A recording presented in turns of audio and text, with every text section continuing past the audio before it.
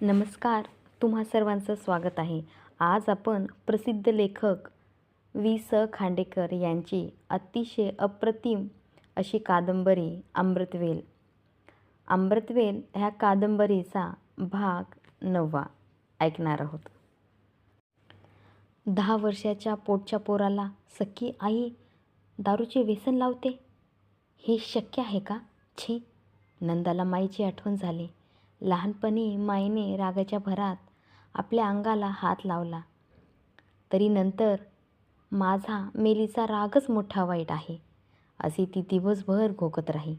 शेखर गेल्यापासून आपण अगदी वेड्यासारख्या वागत होतो, पण माईला एकच चिंता होती, नंदा पहिल्यासारखी कधी हसाय खेळायला लागेल. आईचं मन हे असे अमृतात न्हाऊन आलेले असते, पण देवदत्ताचा अनुभव बनावट कथा रचून आपल्या दुर्वर्तनाचा दोष तो आईवर लावीत असेल का? धुळीच्या वादळात सापडलेले पान बिरबिरत कुठेतरी जावे, तशी नंदाच्या मनाची स्थिती झाली.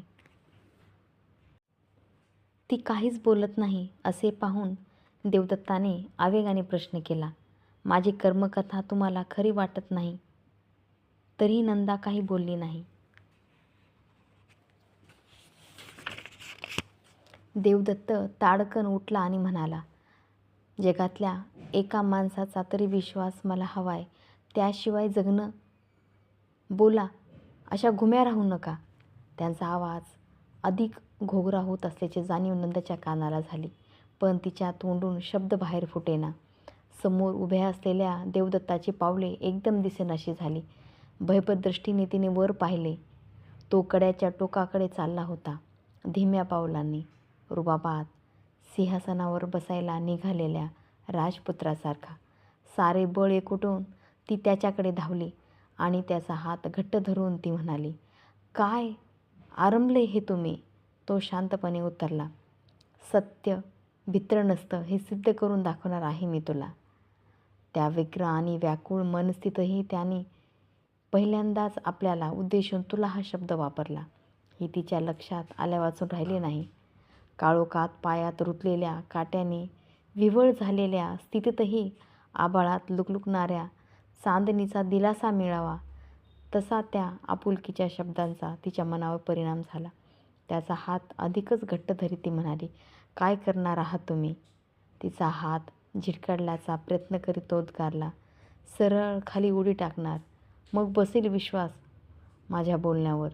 दोन्ही हातांनी त्याचा हात घट्ट धरीत नंदा निग्रहाने म्हणाली, असलं भलतं सलतं बोलू नका.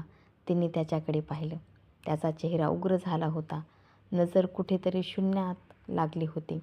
एखाद्या वेड्यासारखा तो ओरडला, सोड मुकट्यानं माझा हात सोड, नाहीतर माझ्याबरोबर या खालच्या दरीत तुझ्या चिथड्या चिथड्या होतील.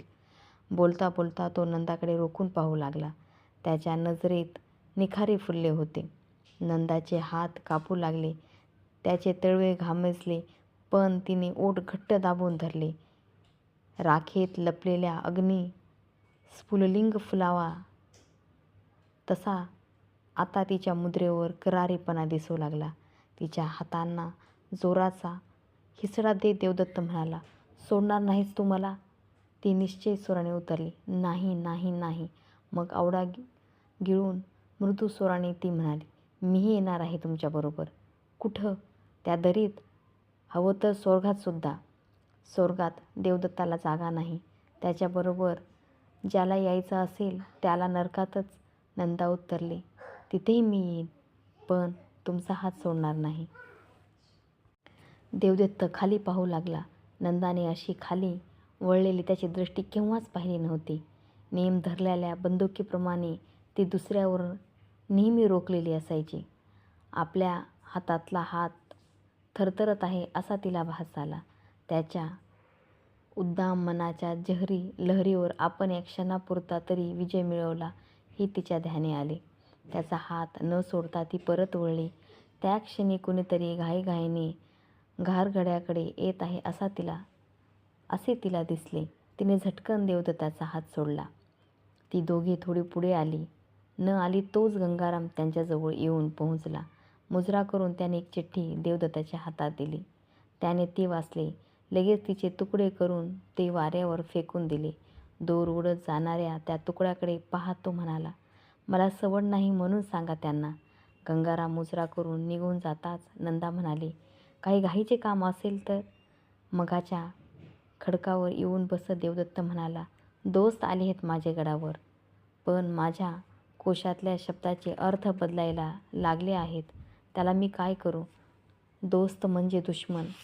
मजा करायला आली आहेत ही मंडळी. करू देत बापडे. मला दुःख होतं ते एका गोष्टीचं, ही सारी दुतोंडी आहेत. यात 10चा आकडा असलेला नाग एकसुद्धा नाही. किंचित थांबून तो विष्णू सुरात म्हणाला, त्यांच्या गळ्यात गळा घालून परवापर्यंत मी जगत होतो. हा अप्रिय विषय बदलला पाहिजे हे नंदाच्या ध्यानात यायला वेळ लागला नाही. सहज सुचल्यासारखे दाखवी ती त्याला म्हणाली, देवदत्त, तुम्ही लिहिलेली ती अश्वत्थाम्याची कहाणी माझ्या मनात सारखी घोळते. या जगात मनुष्य अगदी एकाकी असतो, हे खरं आहे का? त्याला जीवाभावाचे कुणी माणूस कधी मिळत नाही? आई, बाप, बहीण, भाऊ, बायको. देवदत्त उत्तरला, वडिलाच्या मायेची एकही आठवण माझ्यापाशी नाही. पुसट आठवतात ते त्यांचे वेड बिंद्रे, बुवा, बैरागे. मला पत्र मिळाले ते गुळाला चिटकलेले मुंगळे. पाहिले आहेस तू नंदा? हा अवघा एकच अपवाद होता, बापूचा धाकटा मुलगा मोहन. सतार काय सुरेख वाजवायचा तो. तो गेला आणि माझी सतार मुकी झाली. त्याच्या मायेची आठवण झाली की अजून काळजात सर्र होतं. माझे सारे दुर्गुण त्याला ठाऊक होते, तरी त्यानं माझ्यावर प्रेम केलं. झिंगलेला देवदत्त मोठारीखाली सापडत होता, त्याला वाचवायला तो गेला. बोलता बोलता देवदत्ताचा कंठ सद्गदित झाला. त्याने आपली दृष्टी दुसरीकडे वळवली. डोळ्यात उभे राहिलेले पाणी आपल्याला दिसू नये अशी त्याची इच्छा असावी हे नंदाने ओळखले. आता परतायची गोष्ट काढावी असे नंदा मनात म्हणत होते. इतक्यात सरकार, भाईसाहेब, देवदत्त अशा मागून हाका ऐकू आल्या. दोघेही लगबगीने उठले. वळून पाहत देवदत्त म्हणाला, हे आमचे दोस्त येत आहेत. वकील, डॉक्टर, कॉन्ट्रॅक्टर देशभक्त. या दोस्तांना आता सांगून टाकतो की मला ही नवी मैत्रीण मिळाली आहे.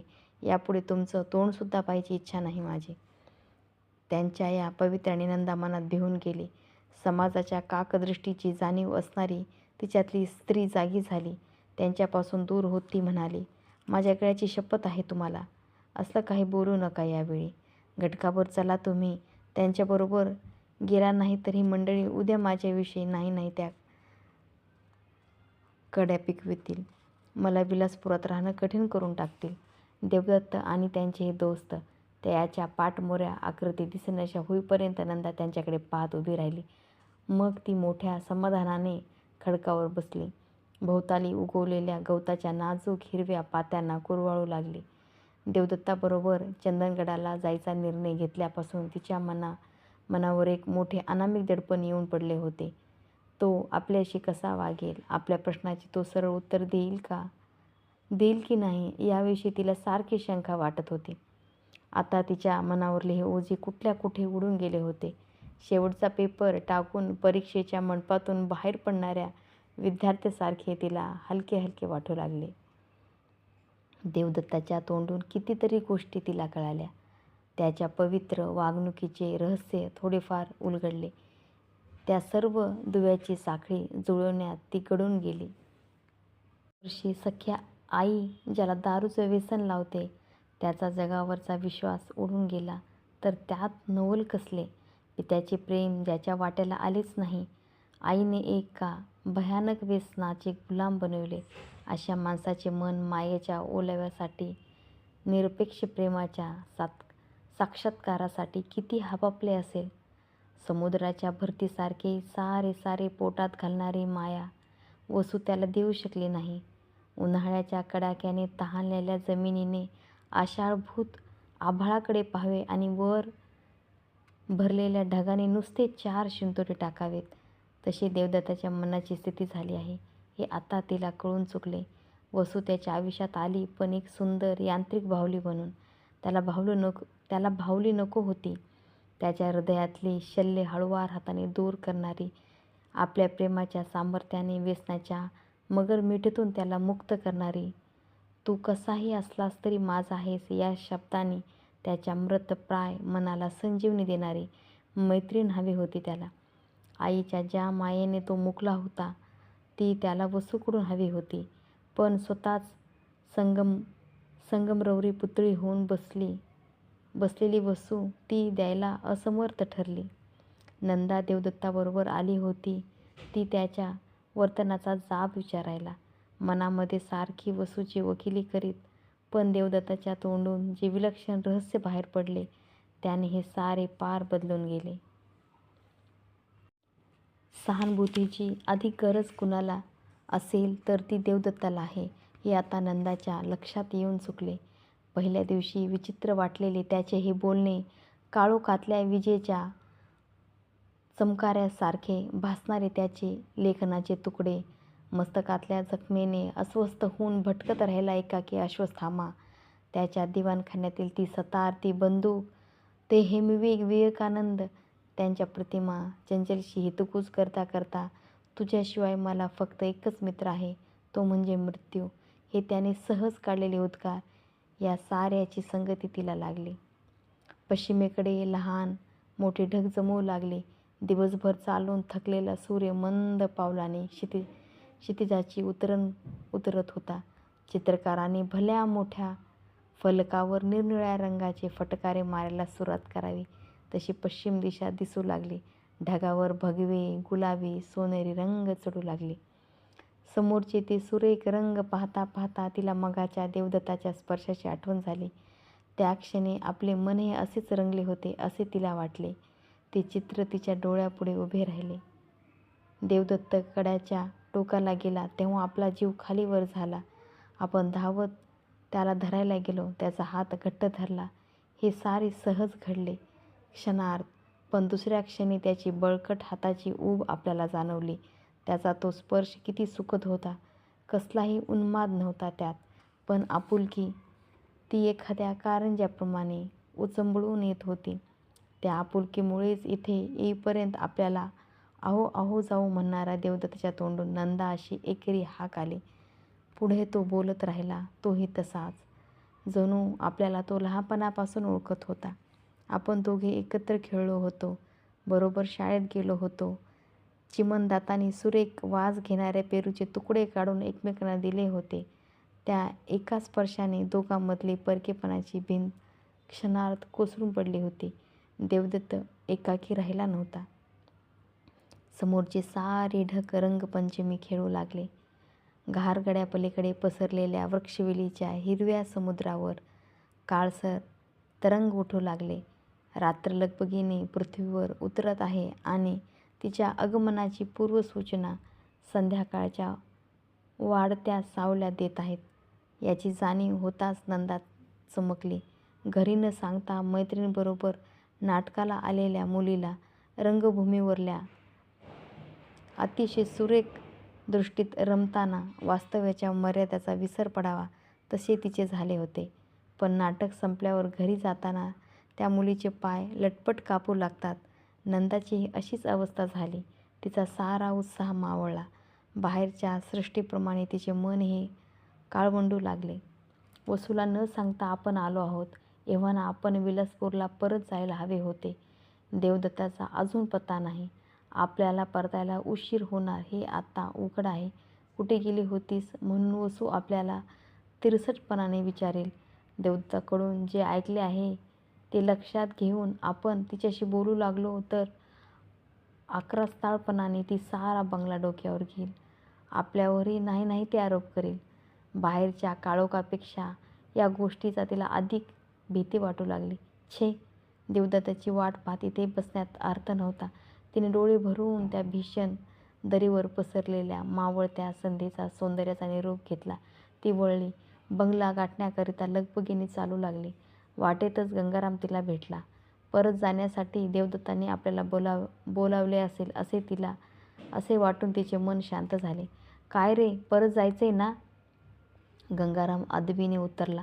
इतक्यात नाही बाईसाहेब, तिने आश्चर्याने विचारले. म्हणजे सरकार परत आले नाहीत अजून? कुठे गेले आहेत? वागरेश्वराच्या देवळाकडे वकील साहेब, डॉक्टर साहेब सारेच गेले आहेत. थांबलेली वेदना पुन्हा सुरू व्हावी तसे नंदाचे झाले. काही न बोलता तिने गंगारामकडे पाहिले. तो गालातल्या गालात हसत आहे असा तिला भास झाला.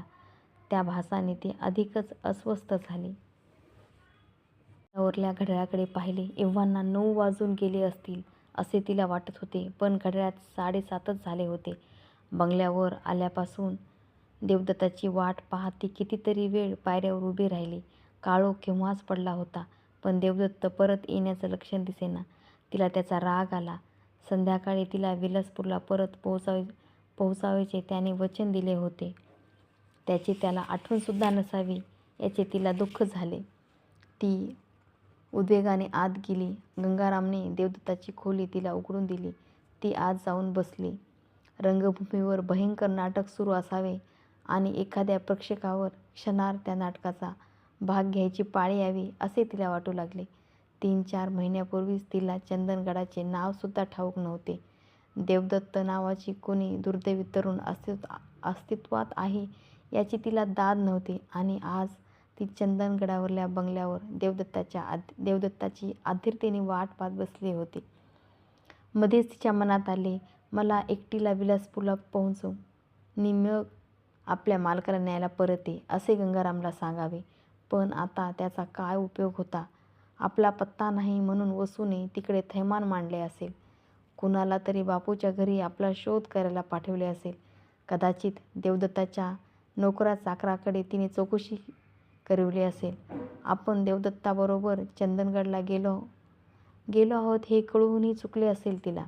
तिच्या मनाने या साध्या गोष्टीवर तरकटेही रचले असतील. आपण आता गेलो काय आणि देवदत्त परत आल्यावर गेलो काय, दोन्हीचा हिशोब सारखाच. पण देवदत्त आणि त्यांचे दोस्त वागरेश्वराच्या देवळात इतका वेळ काय करतायत? या प्रश्नाचे उत्तर एखाद्या भूताप्रमाणे तिला भेडसावू लागले. मन चिंती न वैरी न चिंती अशी तिची स्थिती झाली. मिनिट काटा तास काट्या इतका सावकाश चालत आहे असे तिला वाटू लागले. तिने खोलीत चोहीकडे पाहिले. खोलीतले सारे कसे सुंदर आणि नीटनेटके होते. पलंगासमोर लटकलेल्या ख्रिस्ताचे पूर्णाकृती चित्र होते. चित्र किती सुरेख होते, पण नंदाला त्याच्याकडे फार वेळ पाहावेना. तिने दुसरीकडे दृष्टी वळवली. त्या कोपऱ्यात बंदूक ऐटीत उभी होती. बंदुकीकडे दृष्टी जातात देवदत्ताची सतत मृत्यूचा विचार करणारी मूर्ती तिच्या डोळ्यासमोर उभी राहिली. मगाशी किती निर्भयपणे तो कड्याच्या टोकापर्यंत गेला होता. या अप्रिय विषयाचा विसर पडावा म्हणून ती पलंगावर पडलेली पुस्तके चाळू लागली. त्यातल्या एका पुस्तकाचे नाव होते ज्वाला आणि फुले. नंदा ते उघडून पाहणार होती इतक्यात त्या पुस्तकाच्या खाली असलेले काही कागद तिला दिसले. आपल्या मनोगतातला वाचा फोडण्याकरता देवदत्त लेखन करीत असतो हे तिला चांगलेच ठाऊक होते. तिचे कुतूहल चळावले गेले. ते कागद उचलून ती वाचू लागली. बलसाडला पहाटे पाहिलेला तो पौर्णिमेचा चंद्र. सारी अंबराई चांदण्याची गर्भ रेशमी शाल पांघरून झोपली आहे. निरागस तहान्या मुलासारखे, निरीच्छ साधूसारखे. मग पहिल्यांदाच निर्माण झाले तेव्हा ते असेच होते का? शांत, सुंदर, निष्पाप. मग त्या शांतीचा भंग कुणी केला? जगाला कुरूप कुणी बनविले? त्याला या पापाच्या गर्केत कुणी ढकलले? मनुष्याने. पण या मनुष्यानेच महाभारतासारखे ग्रंथ लिहिले आहेत. वेरूळच्या लेण्यासारखी अद्भुत स्वप्ने साकार केली आहेत. कैलास लेण्याच्या लटावर रेखलेली ती शुक्ल पक्षातील चंद्रकोर जणू भगवान शंकरच त्या लेण्याचे रूपाने समाधी लावून बसले होते. जोपर्यंत वाचायला महाभारत, पाहायला कैलास लेणे आहेत तोपर्यंत या जगात जगण्यासारखे काहीतरी खचित आहे. त्यासमोर मी उभा होतो. पुष्कळ वाचले होते त्याच्याविषयी, पण कैलास लेण्यासारखे काही अद्भुत जाणवले नाही. मनाचे पाखरू पिंजऱ्यातून उडून झाडावर बसले, पण निळ्या आकाशात ते उडेना. निराळ्याच कल्पनेचे तांडव मनात सुरू होते. मुमताजवर शहाजहानचे अतिशय प्रेम होते म्हणून त्याने तिची ही अमर कबर बांधली. पण शहाजहानला आणखीनही पुष्कळ बेगमा होत्या. त्यापैकी दुसऱ्या कुणावरही त्याचे प्रेम नव्हते. मग आपल्या जनानखान्याच्या गोठ्यात त्याने त्या मुक्या गायी बांधून ठेवल्या तरी कशाला? खरंच प्रेम म्हणजे काय?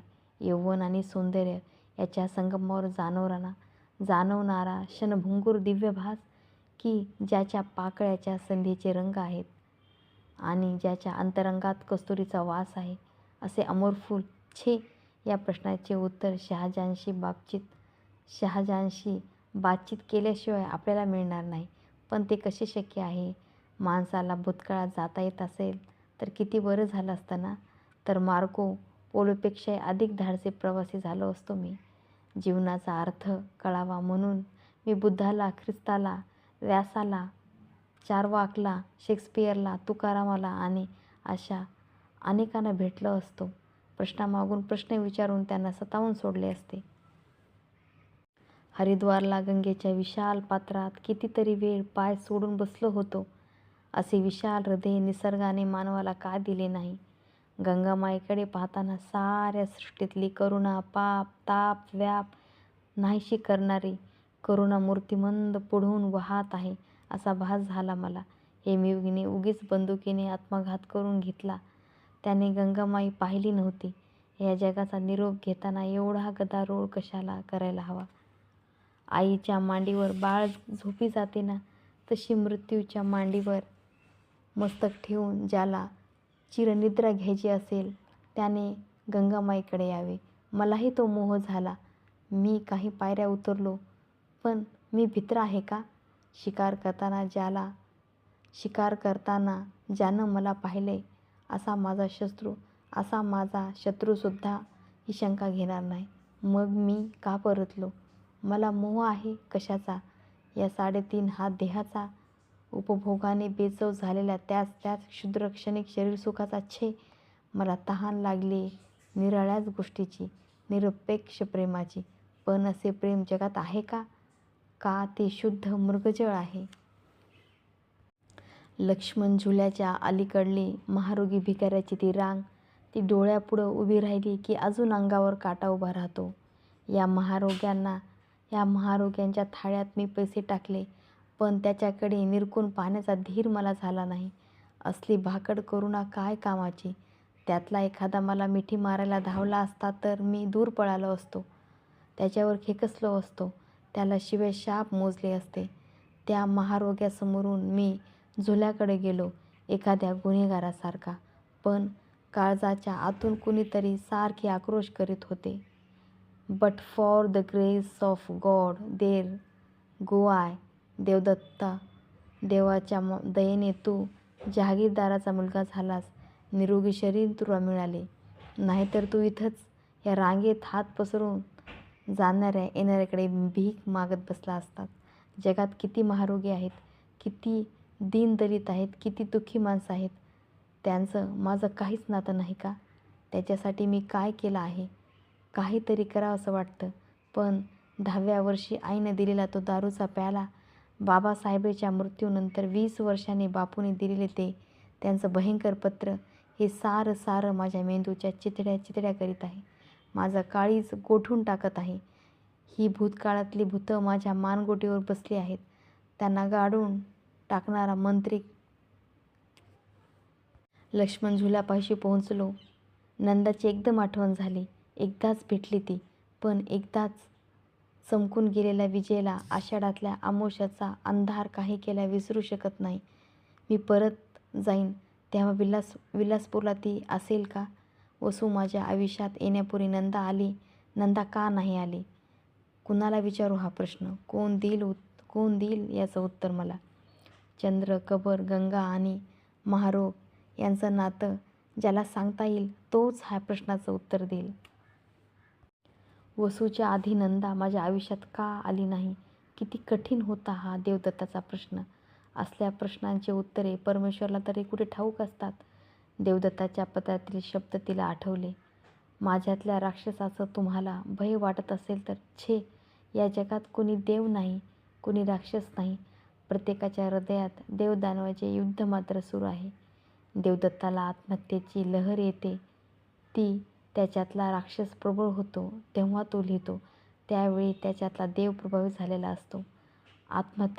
आत्महत्येची लहर देवदत्ताला एकट्यालाच कशाला यायला हवे. तिला हसायला होते. शेखर गेल्यावर आपलेही मन असेच बेताल झाले होते. आपल्याला मागे ओढणारे मायेचे पाश होते. दादाचे वात्सल्य, आईची ममता होती, मिलींचा लळा होता. पण देवदत्त हा दुर्दैवी, वादळात सापडलेल्या आणि शिडे फाटलेल्या होडीसारखा. नंदा पुढचा कागद वाचू लागली. प्रारंभीचा कवितेच्या ओळी तिला दिसल्या. मज अधिक रहाया नको तू आग्रह आता करू, कारण या जगातला मी केवळ यात्रेकरू. या ओळी कुणाच्या? त्या देवदत्ताला इतक्या का आवडाव्या? जीवाचे बरे वाईट करून घ्यायचे विचार त्याच्या मनात सारखे घोळत असतात म्हणून. मग तो विचार अंमलात आणण्याचा धीर त्याला का होत नाही? आत्महत्या या पटाईत शिकाऱ्यांच्या तळहाताचा मूळ आहे. बंदुकीचा नेम श्वासपदावर न धरता स्वतःच्या छातीवर, कपाळावर नाहीतर तोंडात धरला की नाही. माणूस झाडासारखा आहे. तो सुखासुखी वटत नाही. तो ओलावा शोधीत राहतो. त्याचं खरं प्रेम असतं जीवनावर. मग ते जीवन कितीही विद्रूप, कितीही भयंकर असो. मरणानंतरच्या अंधारात कुठलीही चांदणी चमकत नाही, हे तो मनोमन जाणतो. देवदत्ताच्या मनाची मुळेसुद्धा अजून मायेचा ओलावा शोधत आहेत, हेच खरे. तो त्याला मिळाला तर. कवितेच्या ओळीखालचा मजकूर ती वाचू लागली. माणसाचं मन ही एक अजब सर्कस आहे. माकड चेष्टा करून हसविणारा विदूषक, तोल सांभाळून तारेवरून चालणारी तरुणी, मृत्युकुलात बेफाम मोटार सायकल चालवणारा तरुण आणि वाघ सिंहासारखे हिंस्र पशु, या सर्वांचे संमेलन आहे ते. वाघ सिंहाशिवाय सर्कस नाही. उद्दाम वासनाशिवाय मनुष्य नाही. केव्हा चुचकारून, केव्हा दरडावून, कधी पोटभर खायला घालून, किंवा कधी हवेत कडाकड चाबूक उडवून सर्कसवाला वाघ सिंहावर हुकूम गाजवतो. मात्र हे प्राणी माणसाळल्यासारखे वाटले तरी त्याच्यातला हिंस्र पशु केव्हा जागा होईल याचा नेम नसतो. 6 महिने झाले माझ्या मनातल्या वाघसिंहाशी मी झुंज घेत आहे. त्यासाठी विलासपूर पुन्हा पुन्हा सोडले, दोस्ताचे टोळके मोडले, हरिद्वार गाठले, दीन दुःखी जगाचे दर्शन घेतले. पण मनुष्य स्वतःचा केवढा मोठा शत्रू आहे.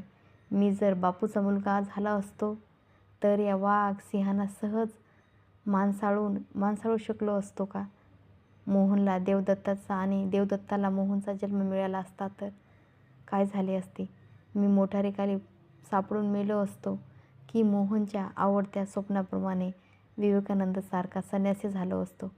कल्पनेची नशा दारूपेक्षाही लवकर चढते. जर आणि तर शब्दाची सुंदर प्रेत हे शब्दकोशातून काढून का टाकीत नाहीत?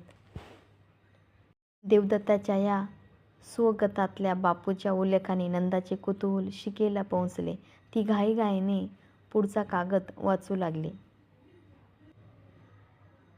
धन्यवाद.